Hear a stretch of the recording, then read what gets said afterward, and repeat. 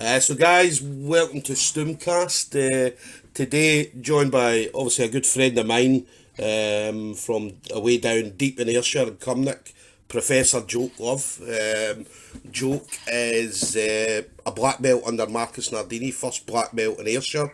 Obviously I was training out of Force Fitness in Cumnock, and these guys are going to be moving over to Force Fitness in Ayr. But obviously currently training out of Kilmarnock just now. Got a number of absolute animals training under Joke. So and these guys, I mean, you can see these guys at competitions pretty much all the time. So yeah, Joke, listen, welcome along. Thanks for obviously taking the time to speak to me today. Aye, thanks for asking us, pal. So for you, Joke, obviously with the jiu-jitsu when you started, so when did your journey begin in jiu-jitsu? I started jiu-jitsu when I was 29. Now that's a while ago now, I'm 44 this year.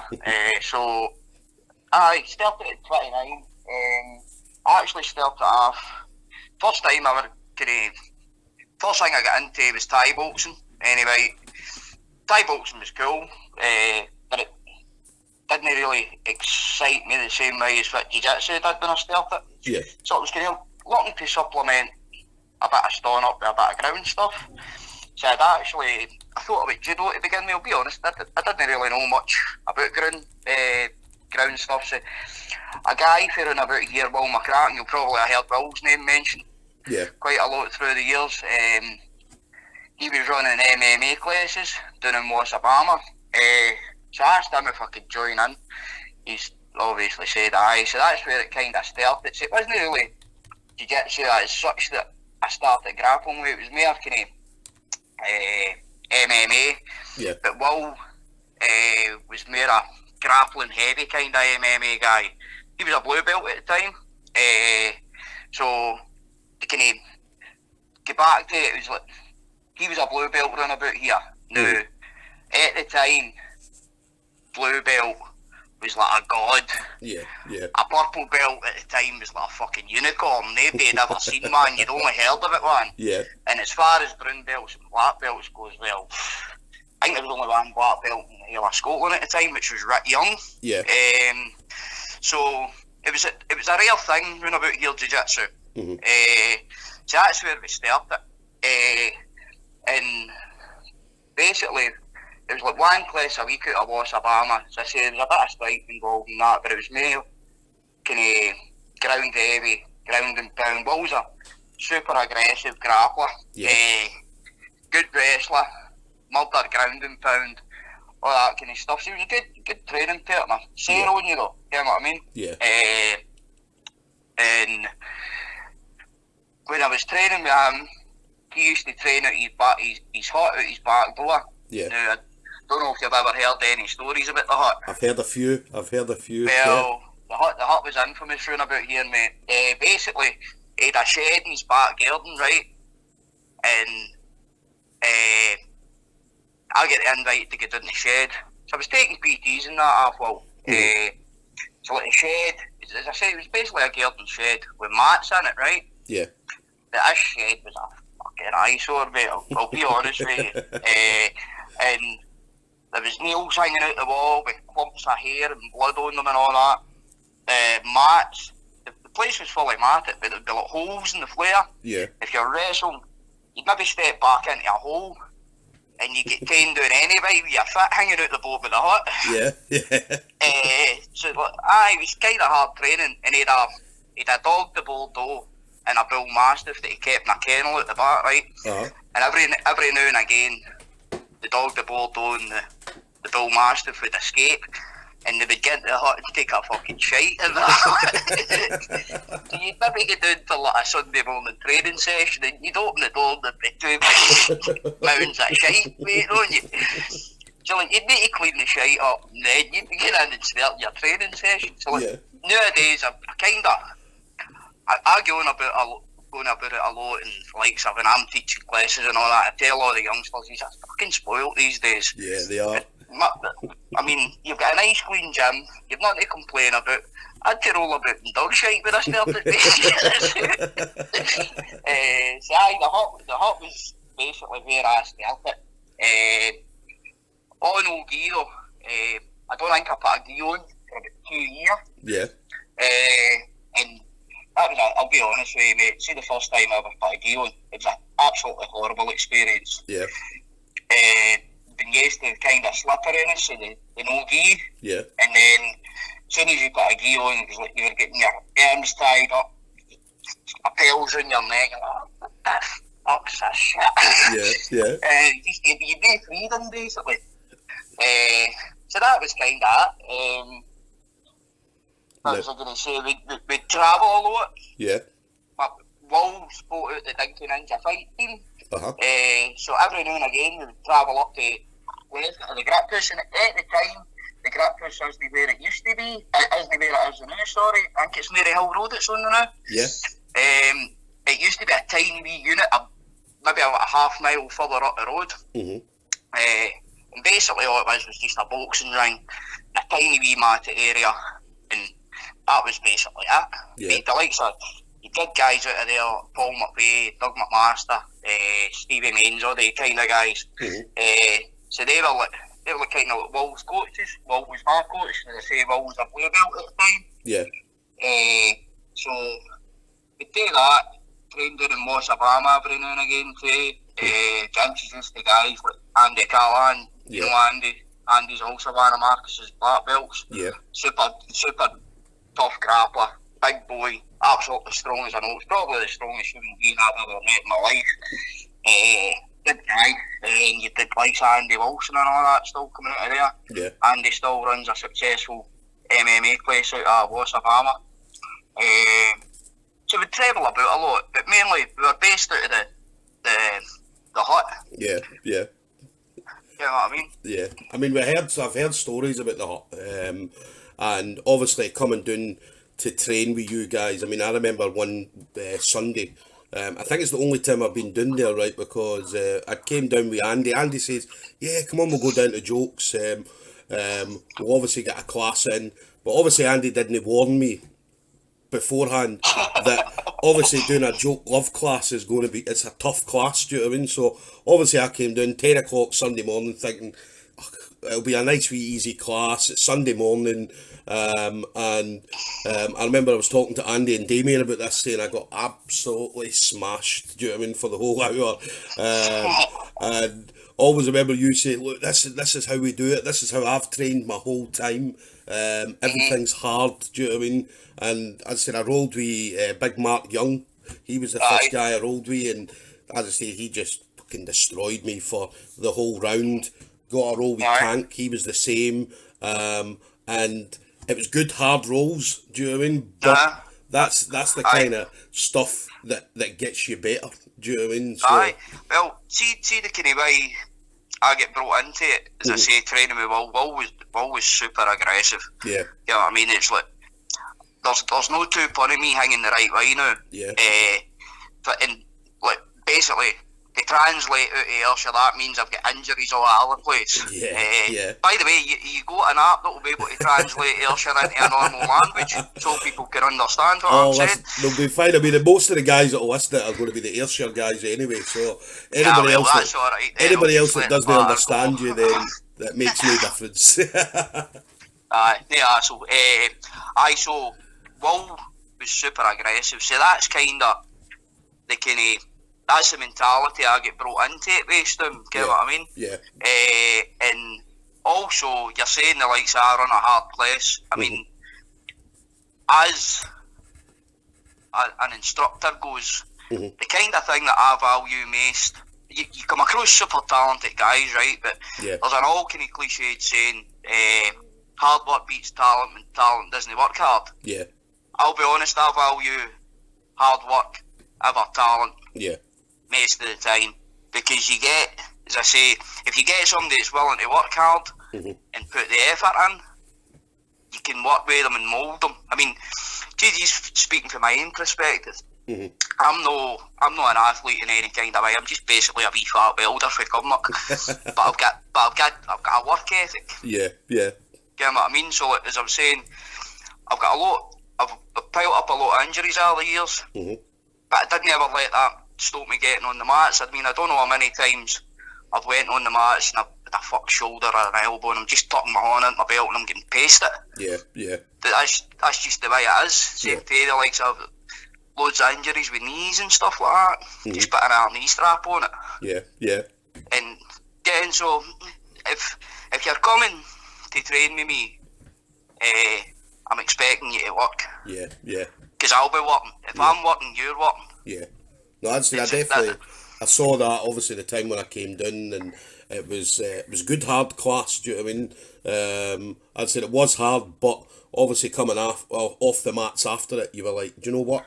I worked hard. Do you know what I mean? Or you felt you'd worked hard, and you can see that with your guys. I mean, when your guys, and again, I've seen a couple of your guys competing. Big Mark Young, as I said, I've seen him competing a few times, and Mark as well. I mean, Mark's a tough role. And when you see him in competitions, I mean, it's that hard work that gets him through it. Do you know what I mean? And obviously the success he's had over the years as well. Do you know what I mean? So, and it's all down to Mark's an excellent grappler. He's an all-horn as well. Yeah. I mean, I don't think I knew Mark at school and all that.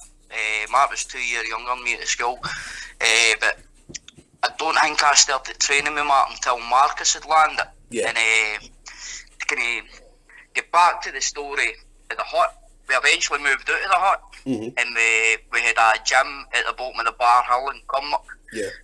With my crack, and this was just like a shed, mate, with a roller shutter door. There was no heating or anything in it, and see, when it rained and it froze, the mats would soak and they would freeze. Yeah, yeah.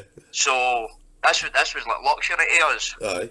Sometimes you would need to get in there and you'd be rolling with trainers and a hoodie and gloves and all that one, and the mats were frozen solid. Yeah, yeah. You remember the bad winter of 2011? Yeah, yeah.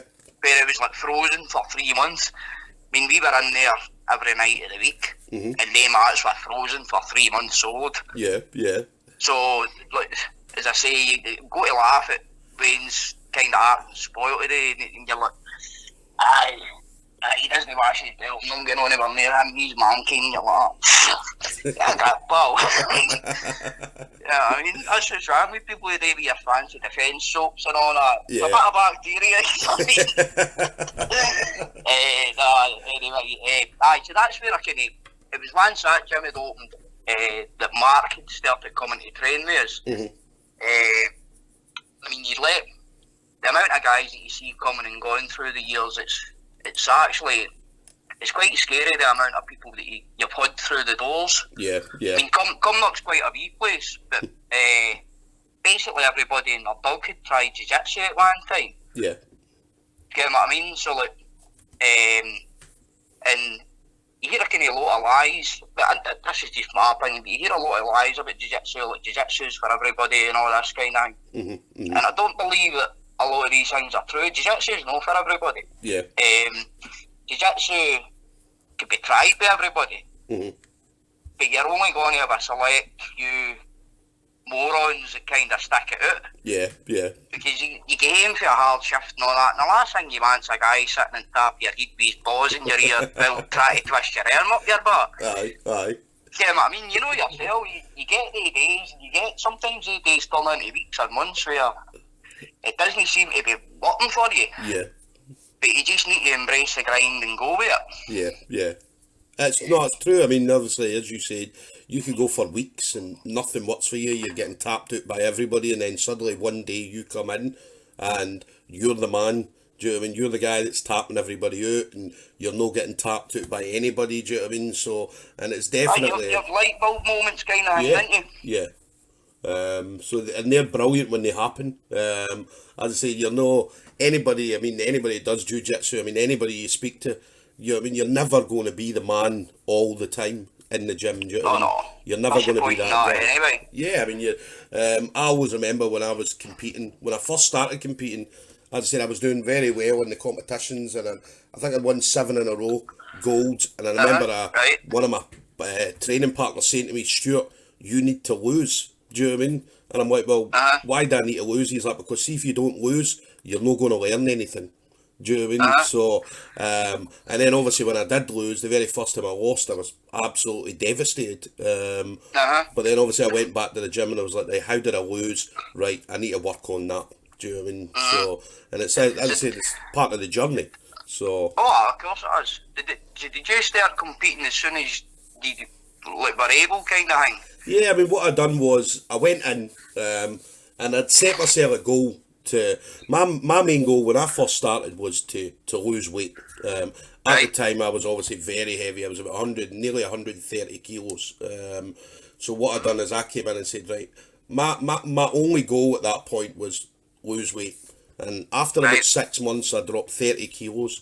That's brilliant, isn't it? And I felt good, and I was like, do you know what? I was a white belt at the time. I think it was a white belt, 3 tab or 4 tab. And I said, yeah, I want to compete. So we signed up for, at that time, it was the last grab and pull competition down in Liverpool. And I thought, do you know what? I'm going to put myself in at 100 kilos. And I went in and I won it. I came up against a big farmer for down south.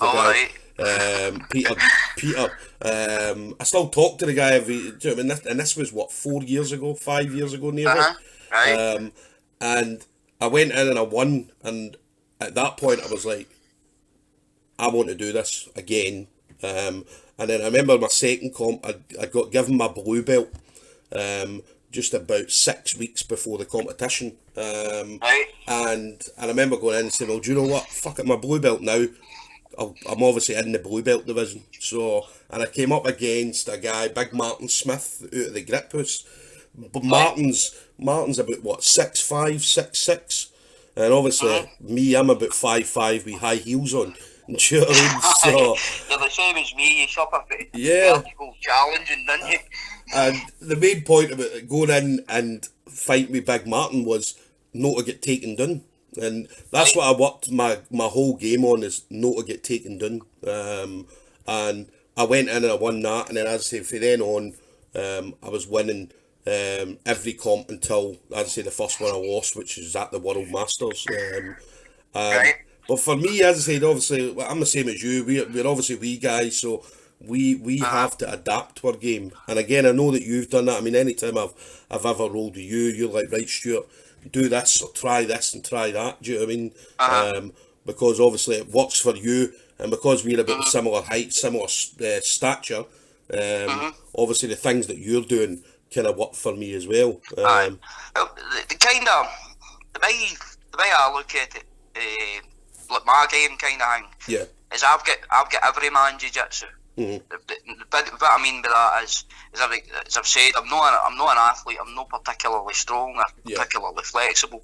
So if you've got somebody who's superb at spider guarding, or 6'5" and all that kind of stuff, I'm sorry, pal, but I'm fucking 5'5". I'm not going to be able to pull off the same shit as you. So you need to find your own niche, innit? In fact, the way I kind of explain it to my students is, you get to a certain time in, like, inverted quotes, journey, your jiu-jitsu career, and you'll find something something just clicks with you. Now, it was a bit clicked with me, was half guard. So basically you're taking the longest lever on the person's body, and you're manipulating the longest lever on their body while you're on the bottom of the top or whatever it is. And all you need to do, if the person's super athletic and they're bouncing about, you clamp yourself onto that lever. It kind of slows them down. Or if they're the opposite and they're kind of slow, just speed yourself up a bit. So if I can get it to work for me, as I say, with my very unathletic fucking background, basically everybody will be able to do it. You also, from a coaching point of view, you need to know all the other kind of stuff. So as if it gets done to you, you can play anti-spider guarder, whatever it is. You know what I mean?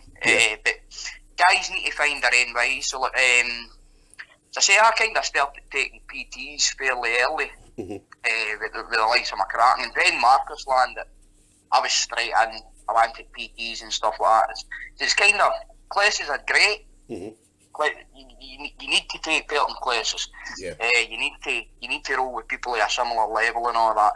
But also, you could be doing, if you're trying to kind of fast track yourself, you could be doing with getting your creases ironed out, basically. Or you're doing this wrong, or you're not putting pressure here, or you're doing... But that's the kind of...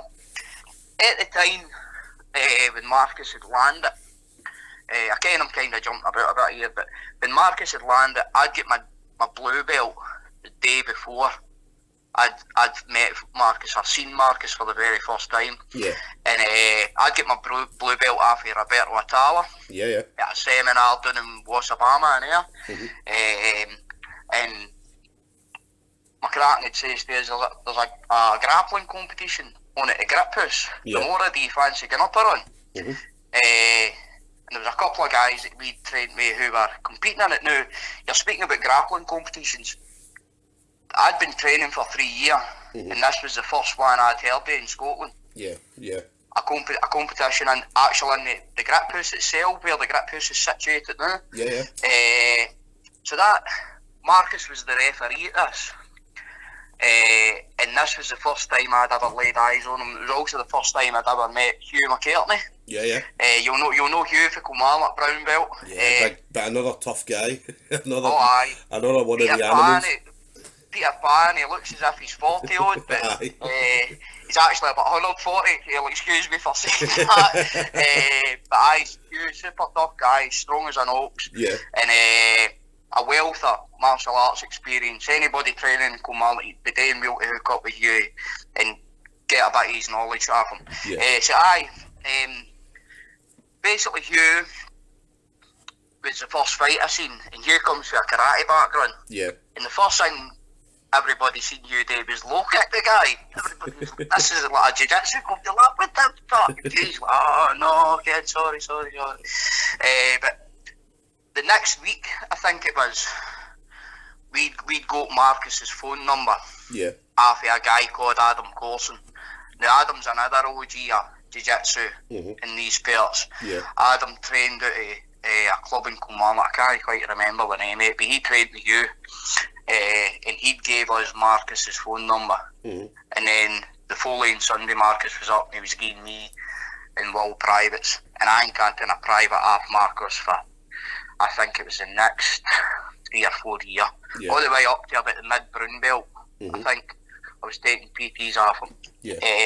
And it certainly helped me develop my game. I mean, Marcus has basically moulded me into what I am now, and I went away and you know yourself, Marcus is strong, flexible, athletic, good looking, all the things that I'm not. All the things we hate. All the things we hate, joke. Nobody likes a show off, mate, do they?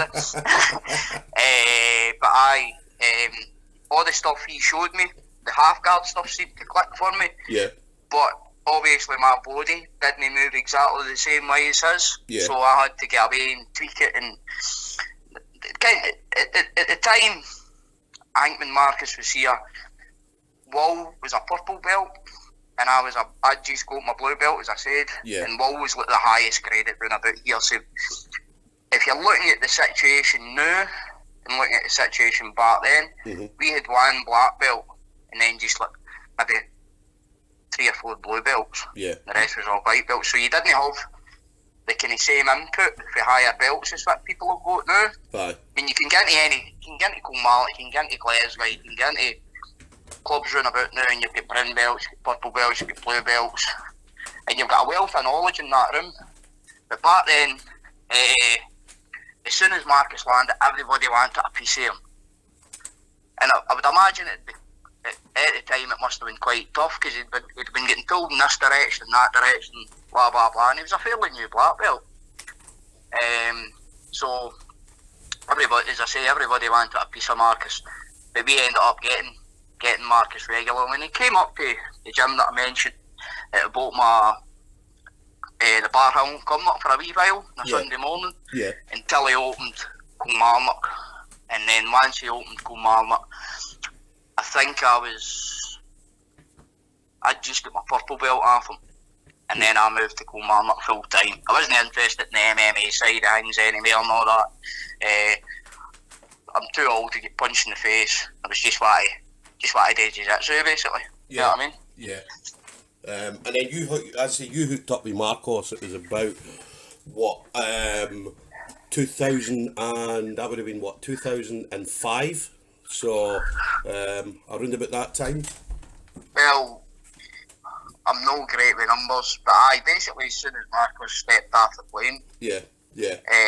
Basically we'd kind of got a hold of him, and well, I've been with him ever since. Yeah. So obviously the Marcos thing. I mean, obviously Marcos coming over. I mean, Marcos certainly from my point of view has brought so much to jiu-jitsu in Scotland.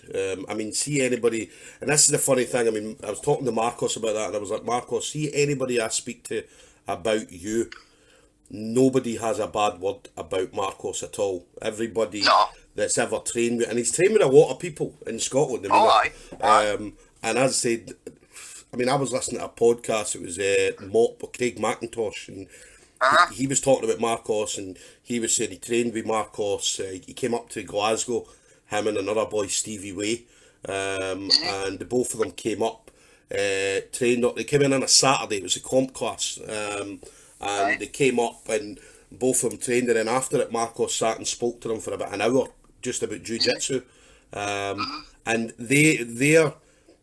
What he was saying was he was totally different from what he expected, because obviously you expect a black belt. Do you know what I mean? They're like, well, I'm a black belt, and do you know what I mean? There's maybe a bit of arrogance, and you've seen that in some black belts you speak to, and because obviously they're the black belt, they're the man, they're the person in charge of everything. You do it their way or not at all, and that's the case in some black belts. But where they said talking to Marcos, it was like talking to a pal.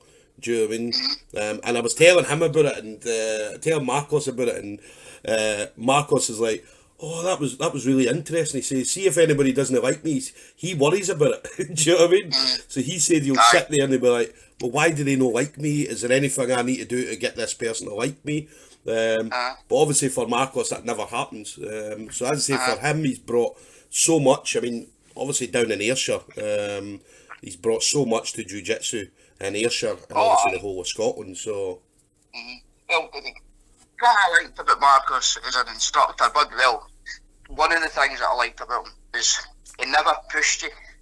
He let you kind of find your own way.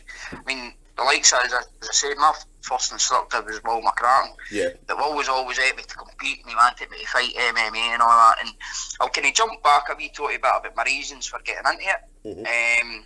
Basically, when I was growing up in my 20s and all that, I was a prick, mate.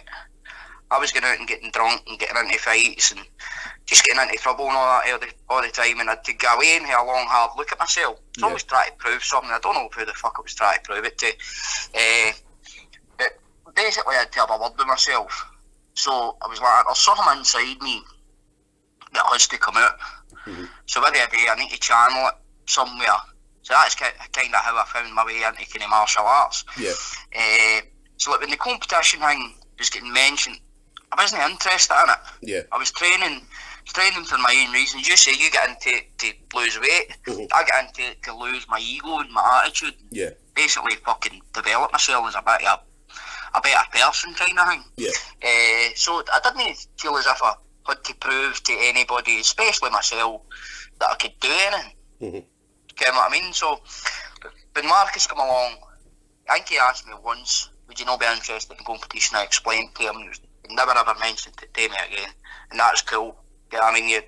As an instructor, you speaking for me, and also the way Marcus was with me, you kind of need to let people find their own way, guide them, but don't push them. You know what I mean? And I love that about him. And as you say, I mean, what he's brought to Ayrshire, I mean, you'd Rick Young and then you'd Marcos as far as black belts went. And what a gift that was to have a black belt for Brazil, and such a nice guy there. Yeah. Get what I mean? And I mean, the amount of people, as I say, see at the time when he opened his gym in Kilmarnock, I mean, I was there religiously. Yeah. If he'd have told me to be there at 6 o'clock in the morning, I'd have been there at 6 o'clock in the morning. Yeah. And looking at it for what I go out of jiu-jitsu, I would have crawled over fucking broken glass to get to him. Yeah. Yeah. To get information off of him and train with him, and even just to get fucking beat up for an hour. The amount of stuff that you learn just in taking a fucking beating for an hour, if you get away and analyse it and all that, it's invaluable. Yeah. But now, there was like 8 people going to a class, and you only had 2 black belts in the whole of Scotland. Yeah. Sometimes you couldn't wrap your head around about it, so that's... But the amount of people you see, the dropout rate for jiu-jitsu, the amount of people you see trying it and then like, oh, yeah, wait a fucking minute, man, I didn't really like that. Yeah, yeah. Because I'll be honest, whoever called jiu-jitsu the gentle art's a fucking liar.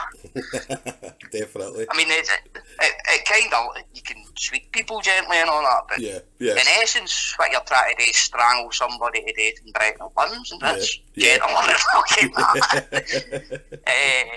But it's kind of cool. So, I mean, Joe Rogan, I remember listening to a Joe Rogan thing, and that's what Joe Rogan said was, basically, when you submit someone in the tap, that's almost like them being dead. Do you know what I mean? Because you're giving up. And he said, and it's as you said, you're strangling somebody, you're putting on, whether it be a Kimura, Americana, arm bars, footwalks, and yeah, I mean, you could do some serious damage with it. I mean, obviously we've heard stories about absolute nutcases going out and doing it in the street to people. Well, see, even the likes of just your average training session. I mean, I was training with John Nicholson last Saturday. Yeah. I mean, you know John Nicholson yourself. Another super tough guy, and a legend in Scottish martial arts. He was a pioneer of the MMA. Yeah, it's a black belt under Marcos. Super nice guy, super tough role. But John was showing me that he's got a really good lapel grip around about your neck. Yeah. I was explaining to him that was a fucking nightmare trying to get that away, John. My face was all gee burnt this week and everything. I mean, and he showed me a photo. He'd done it to one of his students, and he'd actually almost ripped his ear off. Man. So like your average punter that's coming into it, they're not wanting that. Yeah. They're just wanting to escape for their missus in fucking Coronation Street for a couple of hours. Yeah. Yeah, I mean, so it's a bit of a fallacy that jiu-jitsu is for everybody. Yeah, no, definitely not. And obviously with Marcos then, I mean, you got your black belt 2016. In fact, your 3-year anniversary was the beginning of this month. It was, aye. So obviously you got your black belt. Now again, we've laughed and joked about this on Facebook about obviously Marcos being emotional and stuff like that. And I mean, I've only ever seen him giving out one black belt, which was John Nicholson's one. And I remember him handing it out, and as he took the belt in his hand, and he'd only picked the belt up and he'd started. Do you know what I mean? And that was him. And he was trying to talk, and he was obviously he was mumbling his words, and you heard the emotion in his voice as he was saying it. And I don't even think he mentioned John's name. He says everybody knows who this is for, and then he said, John, come here. And then obviously John got his black belt, and John was emotional as well. Do you know what I mean? So so obviously for you, when you got your black belt, what kind of emotions went through your head? What was happening with you at the time? To be honest with you, mate, I actually had no fucking clue what was going on. Yeah. At the time, I was surprised. I'd actually, but when I entered the hall that morning, Scott Dickey had said to me, "Here for your black belt," and I was like, says to him, "Don't be so fucking silly. I'm not getting one of them today." Yeah. I like to just get down the likes of the training days and that. I like to get down for a roll, get down for a crack with the boys for the other gyms, people you maybe haven't seen for a while and that. Yeah. And then he produced this black belt, and I was like, just kind of looking around about myself. Yeah. And fucking, I think it was Big Damien actually patted me in the shoulder. Yeah. I was like, oh no, man, this isn't for me, is it? And the next thing he was kind of giving a speech about me and all that. And went up and he was crying and all that. And I remember I was fucking shaking walking up to get it, to receive it kind of thing. Yeah. I think, I can't actually remember right, but I think I said something to, please don't ask me to speak. I've been accused of hitting a swinging brick for a hurt for a long time now. I only cry at 2 things: belt promotions and fucking films with dogs in it. And I was so glad that day that I didn't get asked to speak, because they've been incomprehensible. They've been gibberish, you know what I mean?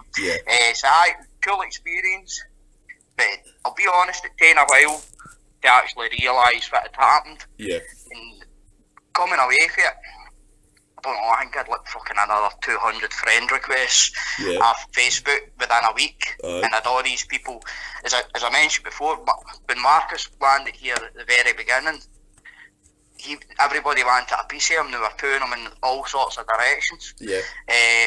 And as soon as I get my black belt, something kind of similar happened to me. You're getting all these people, oh, could you come up and do this? Could I get a PT off you? Blah, blah, blah.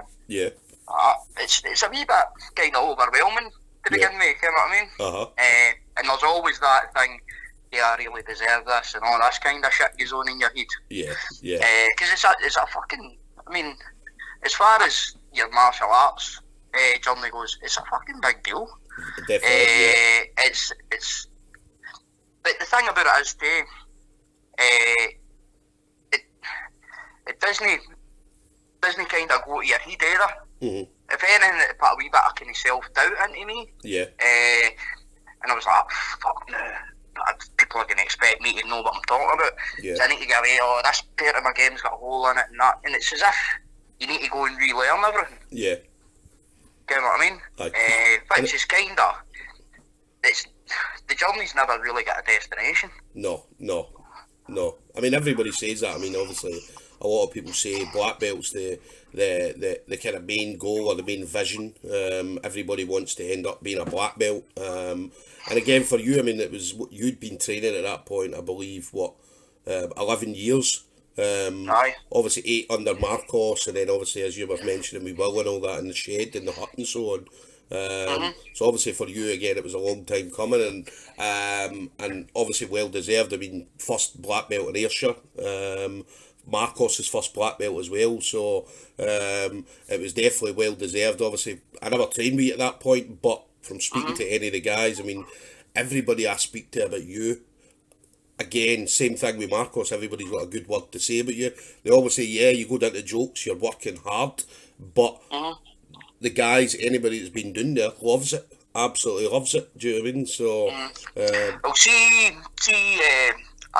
you asked me to begin with if I'd been listening to any of them, in any of your podcasts, and it wasn't until that I'd listened to Damien and Andy speaking in your podcast. Obviously, you get face-to-face conversations with people and that.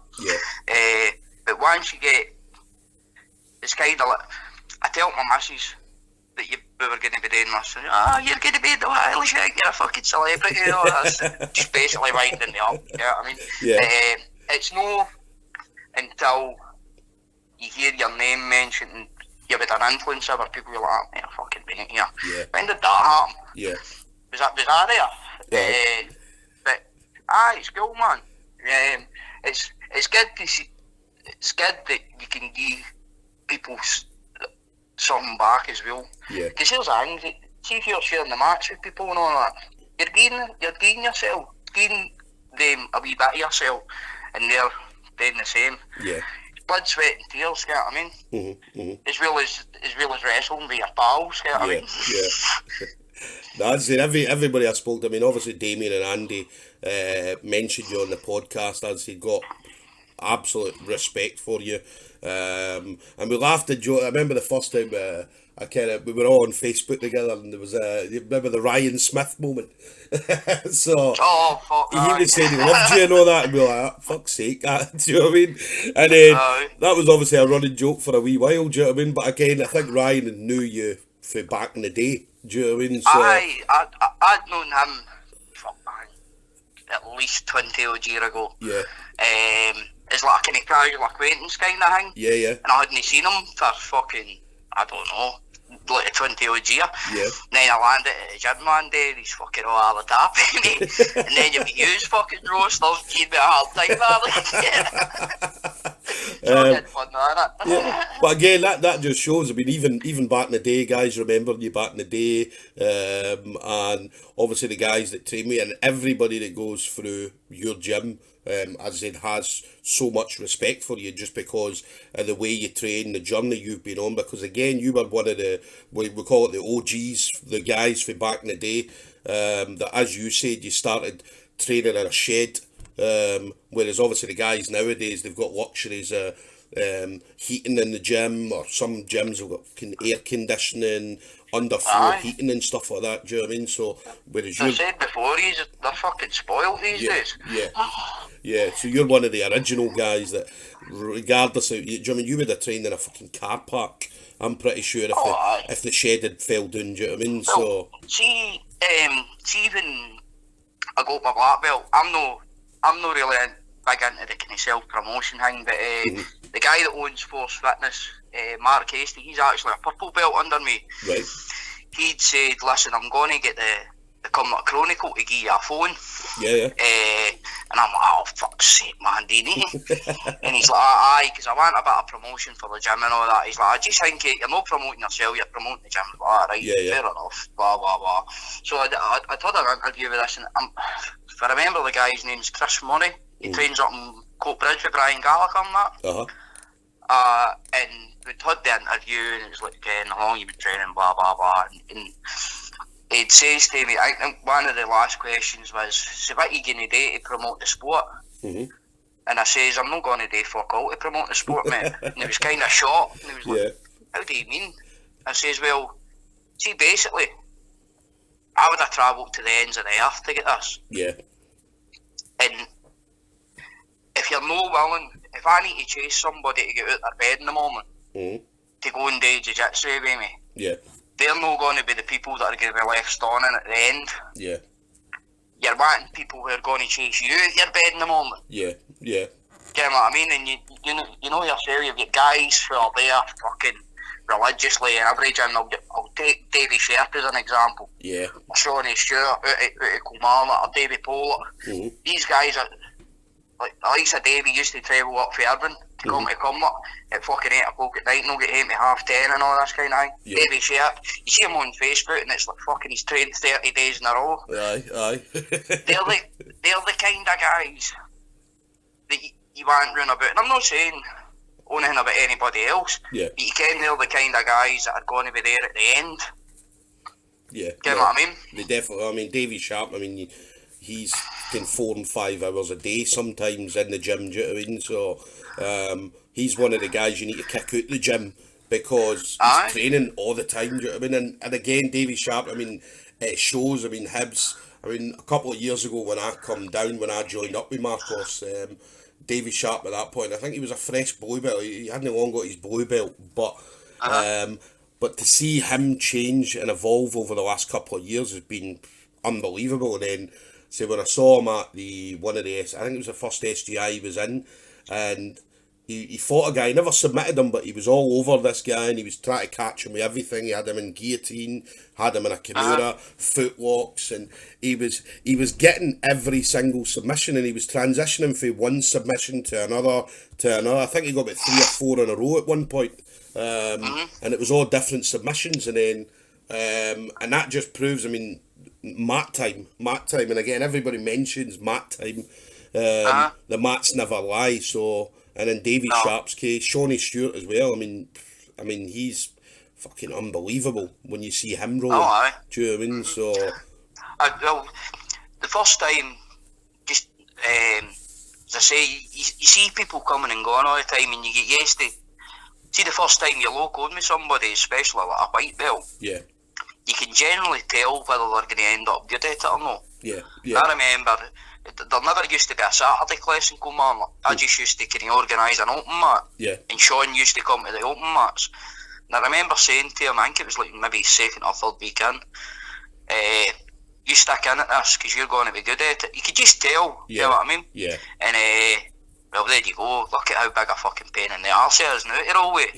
Yeah. He's always a nightmare he's always. Sorry, on you go. Sorry. It's just hard work. Yeah. And obviously, they boys they've got a natural talent as well. Yeah. Unlike me and you, mate. We're kind of limited, so. But you do. I mean, anytime I've ever rolled with Shawnee Stewart, I mean, he's fucking turned me inside out every single time. And you think you're getting, you know what I mean? You think you're getting the better. Do you know what I mean? You'll maybe get in a position, you're passing his guard or whatever, and you think, do you know what, I've got him this time. And then he does something to fucking, he inverts, he goes upside down and all that, bearing bolos, and you're like, see that inversion shit, I fucking hate that. Yeah. I mean, my training philosophy, especially as I got older, is just to eat weird takeaways and line tap at people, mate. And then you've got all these young bendy boys with all this energy and fucking stop showing off. But again, that's obviously for the Kilmarnock gym. I mean, these guys are doing it all the time, and I know they were talking about, they're doing the John Danaher stuff where they go in, I think it's a Tuesday night or whatever night they go in, and there's usually a half dozen of them, maybe up to maybe 10 or 12 people all turning up for this. And I remember when they first mentioned it, because I always used to laugh at YouTube jiu-jitsu guys. And the guys that obviously would go on, they would watch a video on YouTube and then they would come into the gym and try and do it. And I always used to laugh and think, fucking YouTube jiu-jitsu, man. And then, but they've been doing that for, I think, just over a year now. And you see them when they go to competitions, when they do the SGIs and all that, they're pulling off the moves that they've been watching for the last year. And now obviously they're doing it in Glasgow now as well. So they're doing it before the comp class on a Saturday. See, there is a wee bit of value in it. Getting back to the days in the hut, I remember McCracken gave me, it was an Eric Paulson videotape. This is how fucking long ago this was. It wasn't even a DVD, it was a videotape. And all it was heel hooks and fucking calf slicers and knee bars and all this horrible shit, right? And see, for the next 3 months, me and McCracken proceeded to try and tear Ian and ours fucking legs up here with all this shit. And basically that's probably the reason my fucking knees are absolutely gubbed these days. So there is a certain value to it. Now watching it maybe once or twice and then getting out and try to date to a live opponent, nah. But I think the likes of the way they name date, they'll watch a video and then they'll practice the move. They've got an instructor there in the room. Get what I mean? That's John Danaher's there in the room. Today all that, you maybe just know picking up maybe wee finer details. But obviously these guys are experienced enough to realise. You know what I mean? Because they have got input for higher belts elsewhere and they've had a guiding on.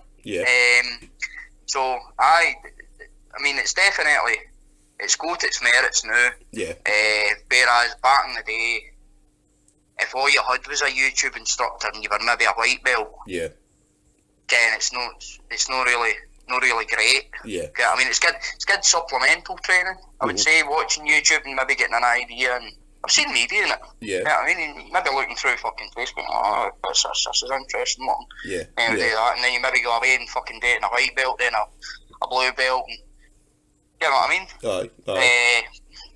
But if that's your sole instructor, it's no an ideal setup kind of thing. But I'd say these guys are adding it in. The Kelly guys, I mean, they added it in. I'm sure it's after the boxing class. I think so, aye. They'll go in, and again, it's 8 o'clock at night, and they're maybe in the gym till 11, 12 o'clock at night.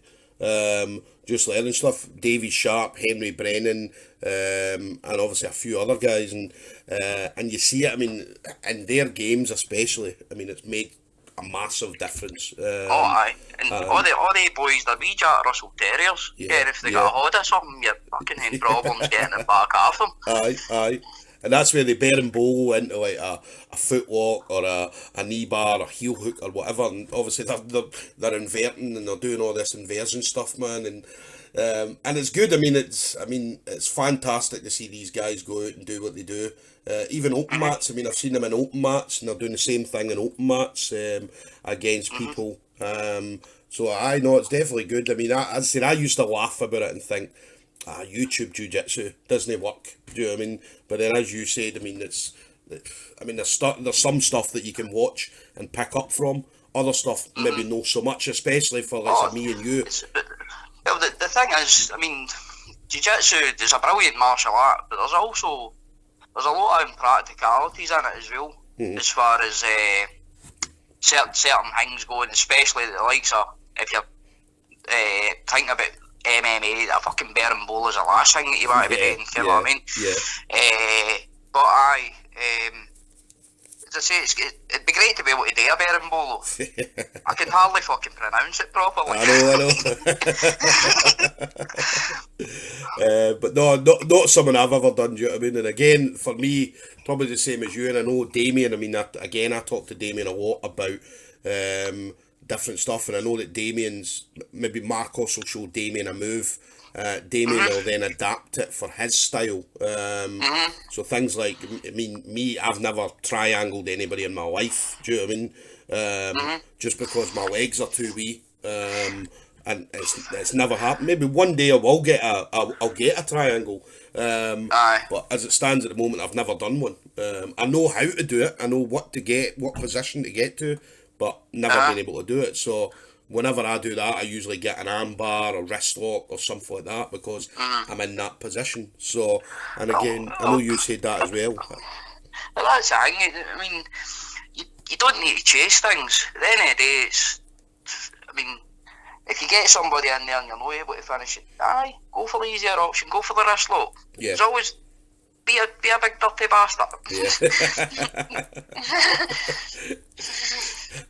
And then obviously you being the black belt, obviously you when did you start with Force Fitness? So were you there before the black belt?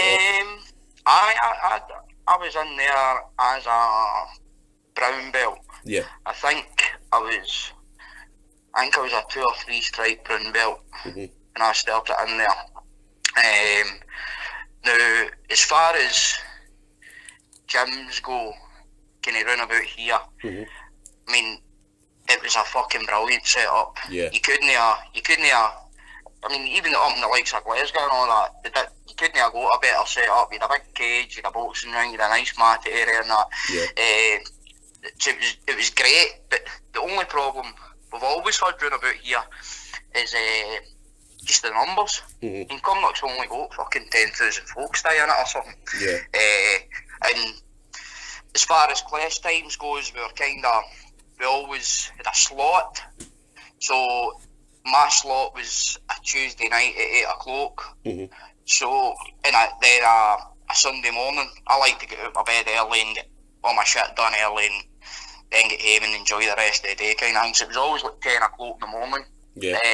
So a lot, once again, you're left with a special select type of moron that wants to get out of his bed on a Sunday morning and come and get his fucking arse strangled. Yeah. So that was the only problem we ever had in there, just the amount of numbers, but great training facility, and there was a bunch of fucking animals come out of there, especially recently. Got a good few blue belts and things like that, and you mentioned Mark. We've always had guys travel down to Kilmarnock and that as well, which is great. It's always great to see new members, with John Nicholson and the boys coming down every now and again, but Force and Cumnock got closed about a month ago or something like that. So now no Oyas have went to Kilmarnock. There was some of the boys that were more MMA orientated, the likes of Jimmy Bunt and that. I think they're training out of Coat Bridge now, with Wee Brian and that. That's good, So we're down in Kilmarnock. The majority are down in Kilmarnock, training out of Marcus's for the time being. We continue to train out. You can yourself are on the Saturday class in Kilmarnock, so I'll be there anyway. But we're waiting the new place opening up in here, and I think it'll be kind of September-ish. Yeah. And the new place is bigger as well. I mean, obviously I remember the gym down in Cumnock. It was a good size. It was a good size, good mat space and things like that. But the other one in here, that's bigger from the pictures I've seen. Aye, well, see the pictures you've seen. That's actually just the what you could call the kind of commercial gym area. Yeah. Well, we've got a hall basically the same size next door to it. They've not really done anything to it just as such for the time being. I think they're going to be starting work on it shortly. But it should be good. And we should get a bit of crossover with the likes of Ayr and Kilmarnock and that as well. So I'm looking forward to that opening. Yeah. Be good. It's getting yourself. It's going to be a new toy. Everybody always wants to play with a new toy. Yeah. So hopefully we should get more numbers. Yeah. You know what I mean? Yeah. No, definitely. And then for you, obviously outside of jiu-jitsu, so what do you do, Joe? What do you do outside? I'm a welder. Right. So obviously again a tough job. So. Aye, for years I worked abroad, shipyards and things like that, and then ended up here working in the StoomCast and that, heavy mining, you know what I mean? So it's either like say a day like that, I mean it's fucking 16 degrees outside. Yeah. In the summer I could be heating a bucket lip up to 200 degrees and then sitting in tappy at welding. Yeah. Fucking a leather suit and all that on, so it kind of takes it out you. Yeah. You know what I mean? But you also need to earn a living as well, mate, so... Definitely. And then, for you, and again I always ask everybody I speak to this question, but obviously if it wasn't for jiu-jitsu, what would you see Joe love doing? That's a hard one. As I explained to you at the beginning of this, I had my reasons for getting into jiu-jitsu. I was a bit of a rogue, I was a fucking arsehole when I was younger. Yeah. So jiu-jitsu helped me kind of wrestle my demons essentially. Yeah. So without that, I'll be honest, I mean, jiu-jitsu has been the most stabilising thing other than my long suffering misses in my fucking lane that I've ever had in my life. Yeah. I mean, you mentioned the Joe Rogan podcast, and he said that a lot of times it's like fucking, it's a great tool for developing your human potential. Yeah. And I'll be honest with you, it kind of is. If you did think you're a bit of a fucking ticket or a hard man, or you've got a bit of an ego problem, it can go one or two ways. It can either drive you away from jiu-jitsu or drive you into it, and what it did with me was it drove me into it. Yeah. As I said, I was a fucking dick, but it helped me be as big a dick. I probably still am one, but it's definitely helped me become a better and more useful member in society. Yeah. And that's the thing. I mean, jiu-jitsu. I mean, you'll have seen it over the years, but obviously you get the hard man coming in, and they walk in and they think they're the man, and I'd say these are the guys. A lot of the times, these are the guys that get turned inside out. And then, as you said, it either brings them in and say, well, look, I want to know more about that. Do you know what I mean? Or it puts them away because obviously the ego's like, well, I'm not doing that. Do you know what I mean? I can go away and do something else. Do you know what I mean? So, see at the very beginning, when we'd started classes and come up, when McCracken had started classes and come up, you had a couple of that was kind of classed the kind of harder boys. Yeah. They come up and they came in, and they only lasted 1 or 2 weeks. Yeah. And you never ever seen them again because they were getting trailed about. So it's an eye opener. Yeah. And I remember the very first time jiu-jitsu was ever done to me. And I thought to myself, I need to fucking learn this because I can't have anybody do that to me. Yeah. Because it's not until it's done. Here's the thing: people see I move this, that, and that, saying no bother. It's not until it's done to you and done properly that you realise the power in it. Yeah. And it can actually, it can be a fucking scary thing in the wrong hands. Yeah, definitely.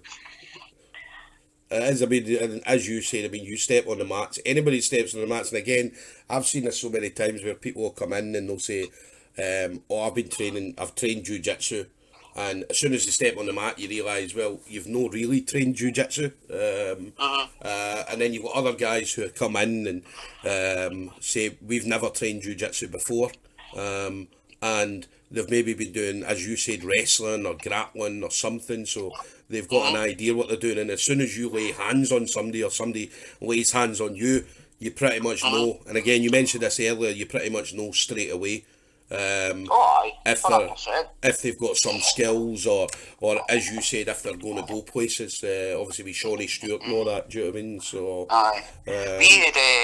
We had a guy came to my class not long ago, right? And I've heard you speaking about this. You've always got a judo somebody that comes to the gym. Yeah. Anyway, I had this guy turn up to my class not long ago. And he turned up with a pair of ripped tracky bottoms with paint all over them and that, and a ripped t-shirt, and Yeah. dead polite guy. He sounded as if he was up to Edinburgh, right? Uh-huh. And like, oh, how you going? Blah blah blah. What's your name? Steve. Blah blah. I'm Joe. Pleased to meet you. He done anything before? And, I've done a wee bit years ago and that. And this guy's like 6'5". Yeah. He's got horns like a bunch of fucking bananas, right? And I'm looking at his ears, and his ears they're old cauliflower ears. Yeah. They've not quite morphed back into normal ears, but you can see there's a bit of deformity there, right? Yeah. Like, I ain't able, and he's like, Ken, I've just a hernia operation, blah, blah, blah. I'm like, listen, everything's fine. We're not going to be fucking ripping up trees. You'll be alright, mate. Yeah. So he gets to the end of the class, and fucking, I says to him, listen, do us a favour, you have a wee roll with Chris there, Chris Reid, you know Chris? Big Chris, Really good blue belt of mine, and Yeah. once you're by with Chris, you could have a roll with Craig there, Craig Goodwin, another really good blue belt of mine, and these are big boys, by the way, they're fucking, I mean, they're 90 kilo boys, are as strong as fuck. Yeah. So, we'll get that, and I'm away monkeying about with Davey Pollock somewhere else, and I just let the boys go on with the end of the rounds at the end of the class themselves. So, everybody leaves, I pay it for Chris and Craig. Bye Steve, see you later. And they were, oh, hope to see you next week, blah blah blah. And they're like, what the fuck was that about? What do you mean? Was that a guy you brought in a ring earlier? What are you talking about? He told us to go easy on him, and then within 2 seconds I was fleeing through the air with my fucking hand behind my back. Anyway, so cut a long story short, the next time Steve's in, I was kind of picking his brain and that. It turns out he was fucking Rick Young's judo coach. And he travelled about a bit and that, and he'd actually trained with Hodja Gracie. Right. When he was fucking a blue belt down in London. Yeah.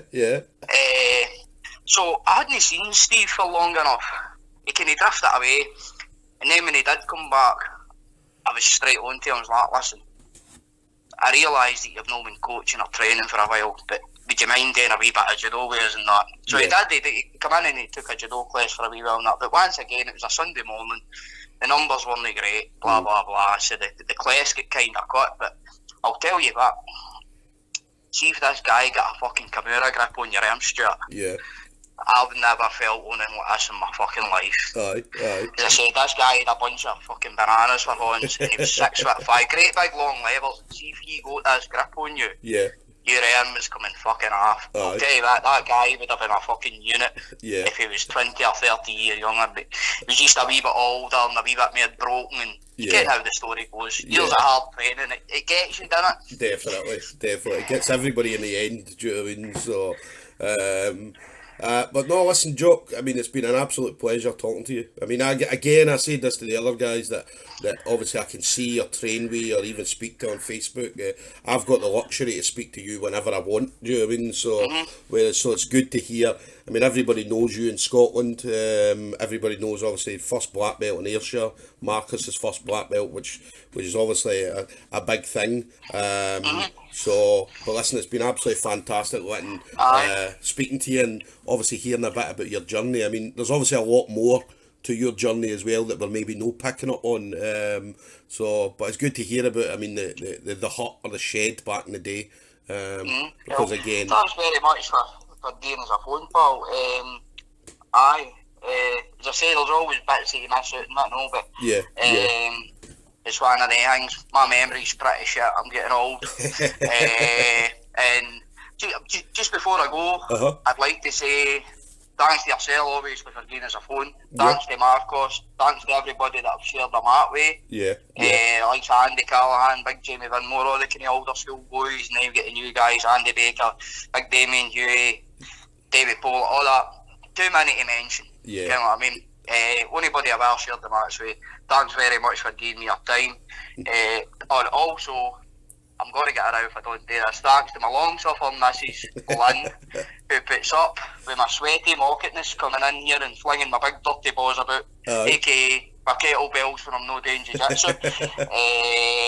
And that's about it really, mate. Thanks very much for the conversation. No, listen, Joke, it's been an absolute pleasure. But listen, I'll definitely catch up with you at some point. I mean, I've not really been training much, just because obviously work, and so I need to get my ass back in it, and then obviously for me to get that hard roles and hard training again, obviously I need to come down and get a couple of classes with you again. Do you know what I mean? So it's always a pleasure. You can where we are. Yeah, definitely. But listen, thanks again, Joke. And you have a nice day, buddy. Okay. Same to you. Enjoy your weekend, mate. Take care, mate. Bye. Bye. So guys, that was Joke Love, or Professor Joke Love, should I say. Obviously been Marcus's first black belt, been a black belt now for 3 years at the start of this month. Joke's an absolute pleasure to train with, really nice guy. I said again, I've got the luxury of being able to kind of touch base with Joke anytime I want. So it was fantastic to hear about his journey. I mean, obviously from the days back in the shed, anybody that's never heard stories about this, I mean, this place was old school. As you heard Joke talking about, do you know what I mean, they would come in, if it was a cold day, it would be absolutely freezing. There was dogs coming in and shitting all over the place, but that never stopped them training, never stopped them at all. I'd say Joke would travel anywhere to go and train, just to pick up that knowledge, and to kind of better himself. So and also to hear obviously how he got into jiu-jitsu, the kind of motivations for him to get in, and again everybody's got their own motivations and so on. So again, it was fantastic to hear from Joke. So listen guys, obviously the next one, we're going to try and set up a few people. We've got a few people lined up, but obviously just trying to get scheduling, trying to get up with them, meet up with, get a call with them, should I say. So listen, we'll get someone sorted out as soon as. But listen guys, thanks very much for listening, and we'll see you on the next one.